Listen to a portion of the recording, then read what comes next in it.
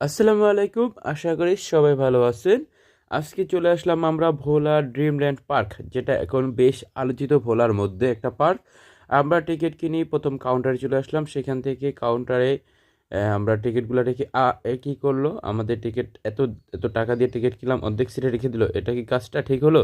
যাই হোক, তাদের রাখার কাম রাখছে, আমি ঢোকার কাম ঢুকে গেছি। এখানে চলে আসলাম ভোলা ড্রিমল্যান্ড পার্ক। এই পাশে হচ্ছে বাচ্চাদের খেলাধুলার জায়গা, এই পাশে বড়দের ঘোরার জায়গা, বড় বাচ্চা মিলে। আসলে এটা হচ্ছে বাচ্চাদেরই একটা জায়গা, কিন্তু এখানে বাচ্চাদের চাইতে বড়রাই বেশি চলে আসতেছে। যাই হোক, এত কথা না বলি, এটা আগে শিশু পার্ক নামে পরিচিত ছিল। মাঝখান দিয়ে বাণিজ্য মেলার মাঠ নামে পরিচিত ছিল, কারণ এখানে বাণিজ্য মেলা হতো। তারপরে এখন এটাকে সংস্কার করে বিভিন্ন কাজ করে এখন ড্রিমল্যান্ড নাম রাখা হয়েছে। তো এই পাশটা হচ্ছে বাচ্চাদের খেলাধুলার জায়গা। আসলে এটার মধ্যে এখনও বাচ্চাদের কিছু স্পট রাখা হয়েছে, বেশিরভাগ স্পটটাই আসলে বাচ্চাদেরই রাখা হয়েছে। চারপাশটাতে বিভিন্ন মানে চরকা, বিভিন্ন আইটেমের বাচ্চাদের বিনোদনের জায়গা। এই জায়গাটায় বাচ্চারা তার আম, মানে পরিবারের গার্ডিয়ানরা তার বাচ্চাকে রেখে তারা এই জায়গাটার আসলে তারাও আনন্দ নিচ্ছে। তারাও তাদের শৈশবে ফিরে যাওয়ার চেষ্টা করতেছে, বা মানে মন থেকে, ভিতর থেকে তাদের ভালো লাগতেছে।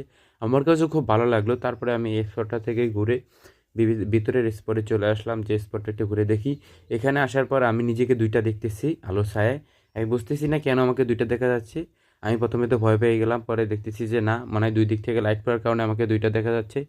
আর আসলে ভেতরটা মোটামুটি সুন্দর করতে পারছে তারা এখন পর্যন্ত। আরও অনেক কার্যক্রম তাদের চলমান আছে, কিন্তু এইখানে বর্তমানের যা অবস্থা, আমি আপনার হচ্ছে এখানে বাচ্চাদের চাইতে কাপড়রাই এখন দেখি যে বেশি আইসা ঝাম করতেছে।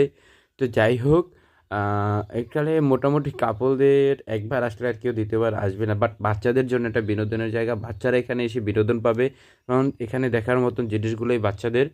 তো আমার বন্ধু, এই বন্ধুর সাথেই আমি আসছি। ওরা আগে আসছে, তাই জন্য বলতেছি, বন্ধু তুমি সুপারম্যানের ওখানে কালকে ছিলে তো।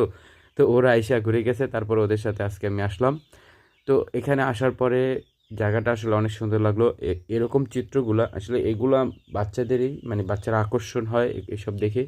তো আমার এই চিত্রগুলো দেখে ভালো লাগলো, এবং চারপাশটা দেখে ভালো লাগলো। অবশ্যই আপনার বাচ্চাদেরকে আপনারা নিয়ে আসতে পারেন।